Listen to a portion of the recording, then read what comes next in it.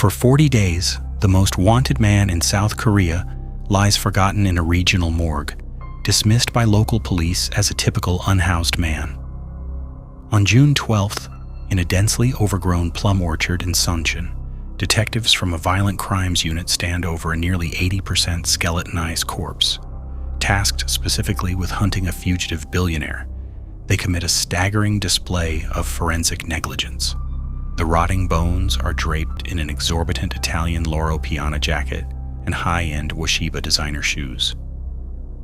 Scattered in the dirt are dried plums indicating desperate starvation, and a small glass squalene bottle marked ASA, a health supplement tied explicitly to a Salvation Sect affiliate.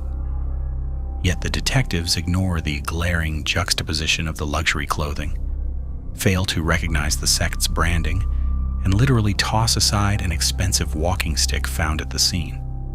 It takes eventual mitochondrial DNA and fingerprint testing on a heavily decayed index finger for the colossal error to surface. The body in the dirt is byung-eun, the cult leader and shadow architect behind the deadliest maritime tragedy in the nation's modern history.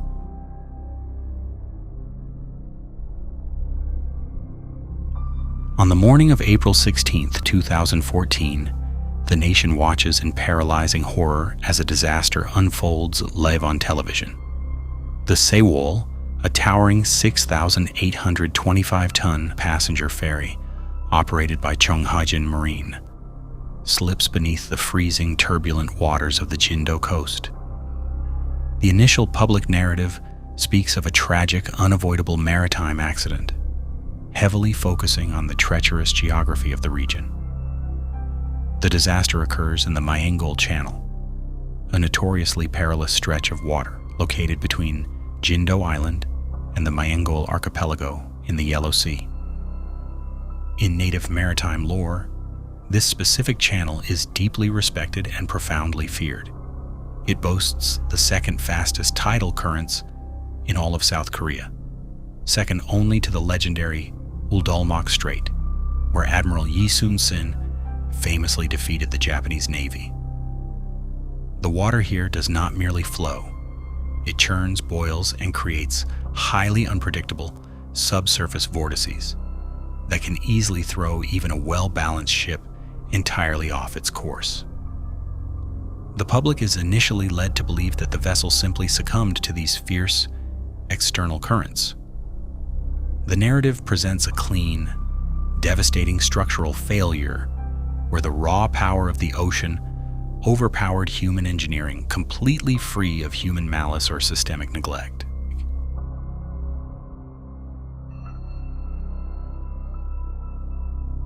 Yet the broader context surrounding the ship's departure reveals a deeply compromised environment built on systemic rot.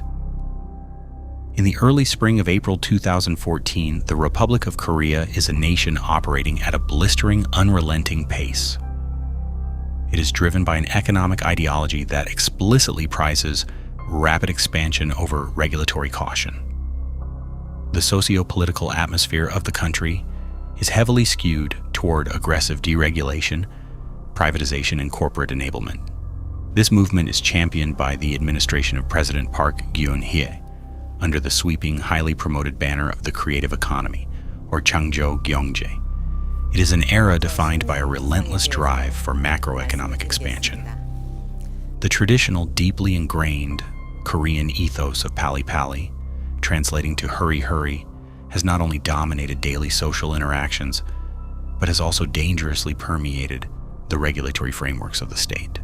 Beneath the glittering skyline of Seoul and the booming export metrics that the government proudly touts, the reality is far more fragile.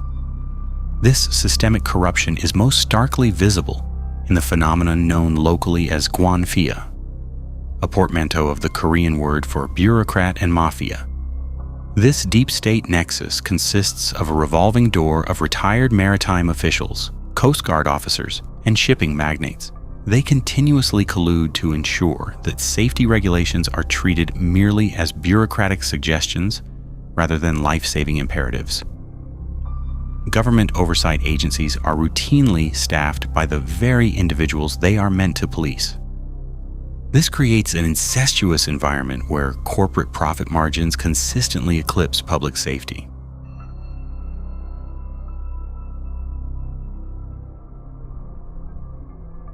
On the evening of April 15, 2014, this pervasive culture of deadly expediency materializes in the physical and psychological atmosphere of the Incheon port. The port, a massive industrial hub on the western coast of the peninsula, is choked by a dense, suffocating sea fog known locally as himu. The air is heavy, damp, and tastes metallic, with the scent of industrial salt and idling diesel engines. The visibility is so disastrously poor that the Regional Maritime Authority issues severe warnings. These warnings prompt the immediate cancellation of virtually all scheduled departures for passenger and cargo vessels alike. Yet amidst the completely grounded fleet, one vessel is granted a fatal exception to leave: the Sewol. The ferry departs at 2100 after a 2-hour delay due to the severe sea fog. It is the only ship granted permission to leave the port that night. A highly irregular decision driven by Cheong-hae Marine's relentless pressure to maintain commercial schedules at all costs. The mood aboard the ship stands in stark, tragic contrast to the ominous weather and the corrupt administrative environment that authorized its departure. The ferry is filled to near capacity with 476 passengers.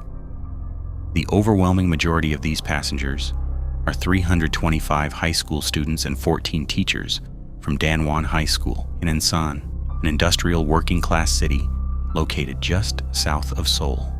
For these 16 and 17-year-old students, the atmosphere is one of palpable, uncontainable excitement. This is a long-awaited springtime school excursion to the southern resort island of Jeju. It serves as a vital rite of passage for Korean high schoolers before the crushing pressure of university entrance exams entirely consumes their daily lives. The narrow, brightly lit corridors of the Sewol continuously echo with the sounds of teenage chatter, mobile phone games, and absolute certainty that the adults in charge have their best interests at heart. Unknowingly, they are sailing directly into a perfect storm of corporate greed, regulatory blindness, and a political leadership profoundly detached from reality.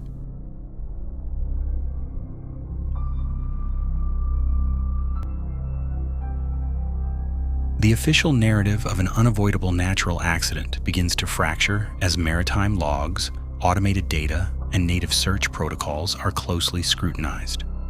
Automatic identification system data reveals a terrifying operational timeline. Between 7:28 and 8 o'clock on the morning of April 16th, the Sewol enters the treacherous Maenggol Channel. The data clearly shows the vessel is dangerously overspeeding.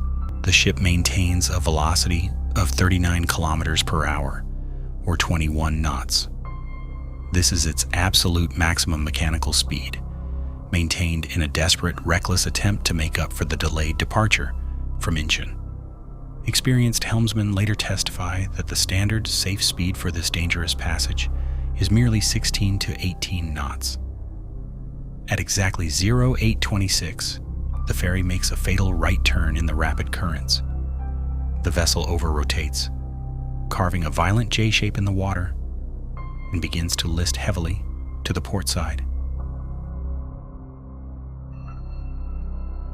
The true cause of this sudden loss of balance is not just the fierce ocean current, but a grotesque monument to corporate vanity physically welded into the ship's architecture. Originally built in Japan as the Namanue, the aging vessel featured a standard 4-deck structure. Cheong-hae Marine purchased the ship and illegally modified it in 2012. They welded an entire 5th floor onto the ship's stern. This structural extension was not merely for extra passenger cabins to generate additional revenue. It was specifically designed as a bespoke private gallery space. The space was built to exhibit the landscape photography of byung-eun, who operated under the artistic pseudonym Ah-hae an archaic Korean word meaning child. This gallery was outfitted with heavy professional lighting rigs, aesthetic installations, and vast open spaces.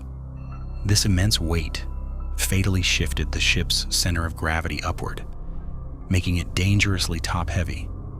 To pass superficial draft inspections with this newly unbalanced configuration, the crew was forced to systematically discharge the ship's vital ballast water. This is the very fluid meant to keep the ship upright and stable in rough seas. They replaced the weight of the water with off-the-books, overloaded cargo to illegally maximize profit margins. This cargo included heavily laden commercial trucks and hundreds of tons of iron rebar allegedly destined for the Jeju Naval Base construction. By draining the ballast water, they utterly destroyed the vessel's righting lever, effectively neutralizing its ability to correct its balance. In a cruel stroke of irony, the Korean Register of Shipping, the very organization implicated for rubber stamping these illegal modifications, had been awarded the Creative Economy CEO Technology Innovation Award by the government. This accolade underscored the profound disconnect between the state's public relations machinery and its underlying decaying reality.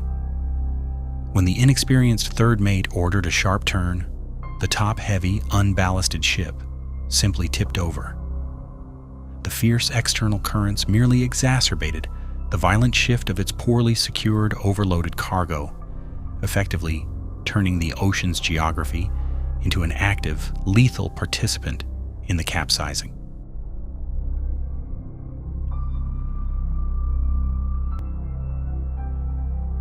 As the ship lists heavily, the physics of the vessel violently invert. Walls quickly become floors, and open doors transform into impassable, deadly chasms. The water temperature outside is a bone-chilling 12 degrees Celsius, cold enough to induce hypothermia within minutes. Inside the submerged cabins, chaos erupts. At 8:52, a 17-year-old Danwon High School student named Choi Duk-ha demonstrates more presence of mind than the entire bridge crew. Despite the terror, he places the very first emergency call to the 119 fire department. He alerts the mainland to the disaster, famously asking the dispatcher, "Is this the Coast Guard? Our ship is sinking?" His swift action mobilizes the initial state response. However, the leadership aboard the vessel completely collapses.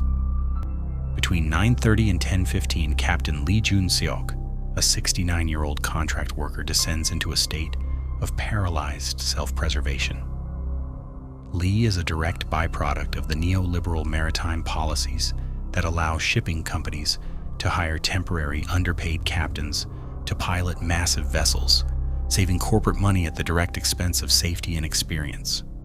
Rather than taking command and utilizing his decades of maritime experience to orchestrate an organized evacuation, he displays a profound abdication of duty and a staggering deficit of moral courage.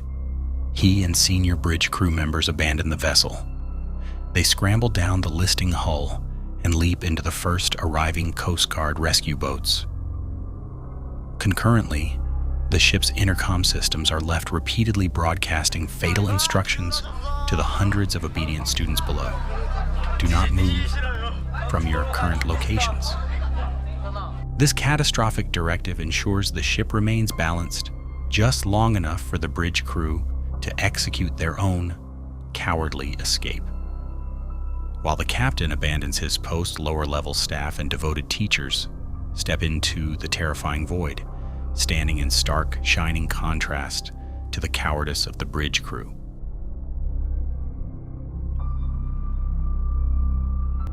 The victims are not merely passengers. They are the future of a working-class city, carrying the immense aspirations of their families. Nam Yoon-chul, a deeply dedicated 35-year-old teacher at Danwon High School, refuses to seek an exit for himself when the waters rapidly breach the ship's corridors. Instead, he wades through the rising, freezing water, moving methodically from cabin to cabin. he actively straps his own life jacket onto a terrified student and physically pushes teenagers toward the upper exits, his voice remaining remarkably calm in the darkness. Witnesses last see him deep in the bowels of the ship, the water rising above his chest, adamantly refusing to leave until his students are out. Park Ji-young, a 22-year-old junior crew member, defines the word heroism. She had taken a leave of absence from her university studies to work a grueling job on the ferry to support her widowed mother and younger sister. Entirely without a life jacket, she uses her keys to lock an open doorway, ingeniously turning the sturdy door into a makeshift bridge that allows over 50 passengers to crawl across to a safer elevation. When a terrified student asks why she isn't wearing a life jacket herself, Park smiles reassuringly and replies, "I will follow after I save all of you." The crew goes last.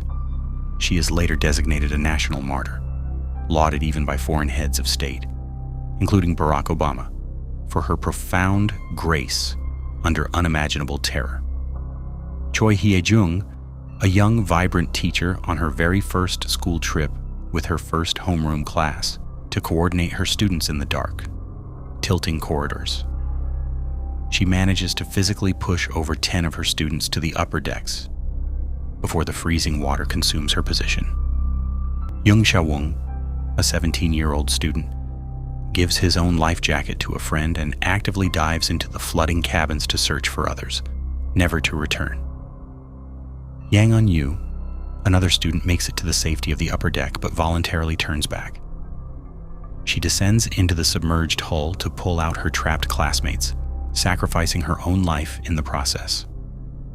When divers eventually recover the body of Choi Duk-ha, the student who made the first emergency call, he is not wearing a life jacket, having likely given it away in the ensuing chaos.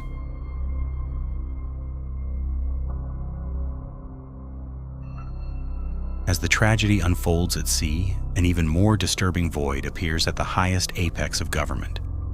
At 10 a.m., the National Security Office transmits the first written report of the disaster to President Park Geun-hye. However, the president is not in the executive office.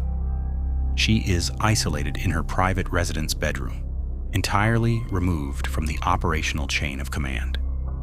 The bureaucratic machinery of the Guanfiao and the Coast Guard, deeply conditioned by a rigid top-down hierarchical structure to wait for executive orders, simply freezes. This systemic paralysis results in a completely botched and fatally delayed rescue operation. At 10:30 a.m., as the Sewol rolls over completely and its hull slips beneath the freezing waters, a professional hairdresser actually arrives at the Blue House to arrange the president's hair. The nation watches the disaster unfold live on television in sheer horror, but the commander-in-chief remains unseen and entirely silent. President Park makes her first public appearance hours later at 17:15, visiting the Central Disaster and Safety Countermeasures headquarters.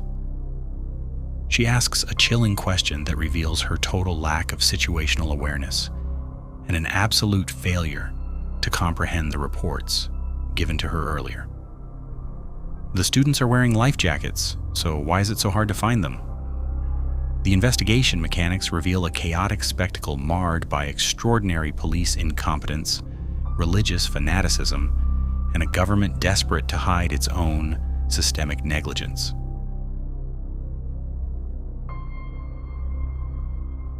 The ultimate architect of the disaster, byung-eun, is revealed to be a man of terrifying psychological complexity. He operates as a messianic figure who expertly blurs the lines between intense religious devotion, artistic megalomania, and ruthless capitalist expansion. As the de facto leader of the Christian Gospel Baptist Church, widely known and feared as the Salvation Sect, his followers firmly believe that working tirelessly for his corporate empire is synonymous with divine worship. This belief effectively provides him with a massive, unpaid, and unquestioning labor force. Society and law enforcement had ignored massive, glaring red flags regarding you for decades. In 1987, the nation was heavily rocked by the Daejeon mass tragedy, where 32 people connected to a splinter cult were found deceased, bound, and gagged in a factory ceiling. While Yu was heavily investigated for his financial ties to the cult leader in 1991, he successfully evaded direct responsibility for the tragedy. He was, however, convicted and served a 4-year prison sentence for habitual fraud and embezzlement connected to the cult's finances. Upon his release, rather than being ostracized by the corporate business community, he ruthlessly rebuilt his empire. He used the tithes and free labor of his zealots to purchase maritime vessels like the Sewol, creating a labyrinthine network of holding companies to thoroughly shield his assets.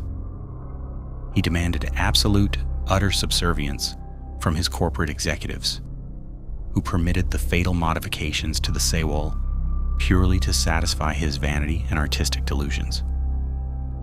When prosecutors rightfully target him following the ferry sinking, the Salvation sect violently mobilizes to protect their messiah. "We will protect you, byung-eun, with our lives." They engage in a massive, prolonged standoff with state riot police, utilizing their sheer numbers to stall the investigation while Yu slips the net and flees south, eventually dying in the Suncheon plum orchard. Simultaneously, the investigation into the president's actions during the critical hours is met with an iron wall of state obstruction. The president's psychological profile reveals a bizarre, lifelong dependency on cultic figures that paralyzes the state's rescue apparatus. Her isolated upbringing, marked heavily by the assassination of both her dictatorial father, President Park Chung-hee, and her mother, left her deeply traumatized and highly susceptible to external manipulation. She became heavily reliant on Choi Tae-min, the founder of the pseudo-religious cult Yong-segyo, or the Church of Eternal Life. He convinced the young Park that he could successfully communicate with her dead mother. Following his death, this profound psychological dependency seamlessly transferred to his daughter, Choi Soon-sil. During parliamentary hearings regarding the president's whereabouts, the manipulative chief of staff, Kim Ki-chun, engages in legendary evasions. When directly asked if the president was in her office during the sinking, Kim aggressively deflects, stating, "I do not know her exact location. The chief of staff does not know her every move." This blatant evasion only fuels the massive fire of public suspicion.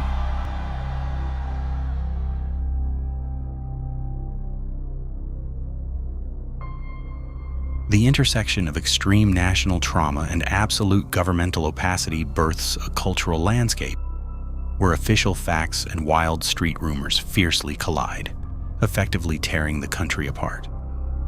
Because President Park completely vanished for 7 hours during a televised mass casualty event, the societal vacuum is rapidly filled with dark, cultic speculation.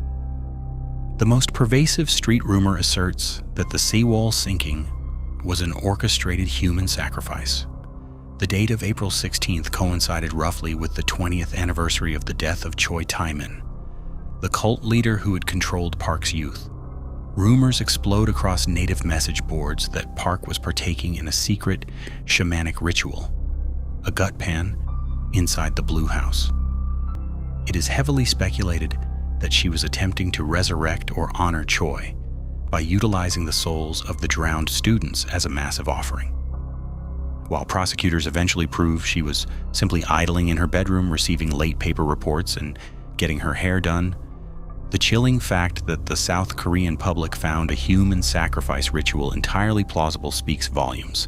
It perfectly illustrates the eerie cultic aura surrounding her presidency and the profound lack of trust in her administration.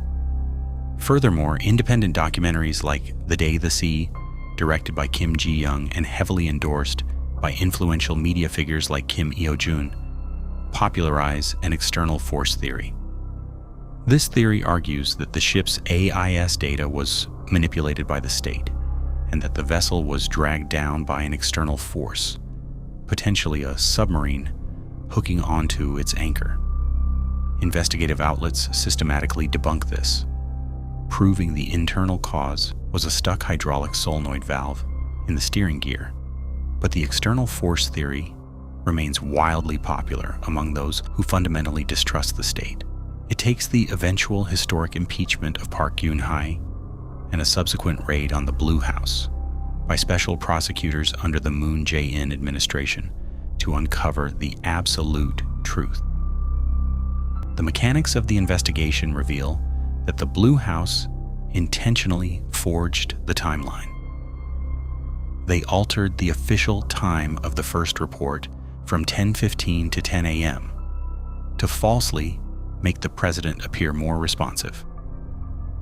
In reality, she was entirely detached from the crisis, sitting comfortably in her private quarters, heavily shielded by her aides.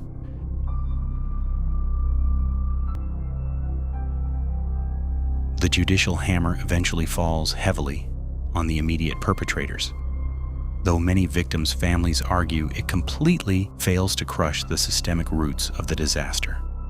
Captain Lee Jun-seok is officially charged with murder by willful negligence. The Supreme Court explicitly rules that his instruction to passengers to stay put, combined with his own rapid escape while abandoning his fundamental duty to rescue, legally amounts to murder. He is sentenced to life imprisonment and currently serves his sentence in Suncheon Prison. Cheonghaejin Marine Chief Executive Officer Kim Han-sik is charged with occupational negligence resulting in death and for officially directing the illegal expansion of the ship and the systematic overloading of cargo. He receives a 7-year prison sentence confirmed by the Supreme Court alongside convictions for several other corporate executives. Yu's second son, Yoo Hyuk-gi, is extradited from the United States in 2023. He is charged with orchestrating the massive embezzlement of 25.4 billion won from Cheonghaejin Marine's affiliates under the guise of consulting fees and brand royalties, receiving a 5-year prison sentence and being remanded into court custody. For the families and the surviving students of Danwon High School, the grief is an unending daily reality. In the working-class streets of Ansan, a modest 2-story building houses a sanctuary called Kama. Run quietly by local activists and artists, it serves as a safe refuge for the surviving students, who are now adults, navigating their late 20s. The organizers keep the space constantly open, recognizing that while the 24-hour news cycle has long moved on, the complex trauma of the Sewol generation is deeply chronic. 우리는 너희들을 절대 잊지 않고 기억하고 있을게. 우리가 나중에 너희들을 만나는 날이 올 때 우리들을 잊지 말고 18살 그 시절 모습을 기억해 줬으면 좋겠어.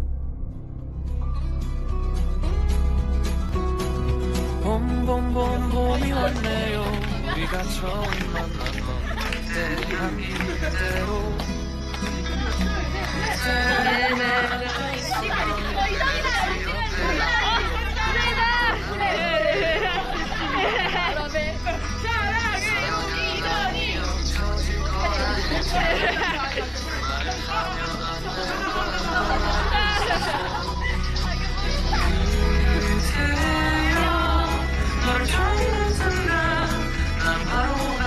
말 기타 쳐봐.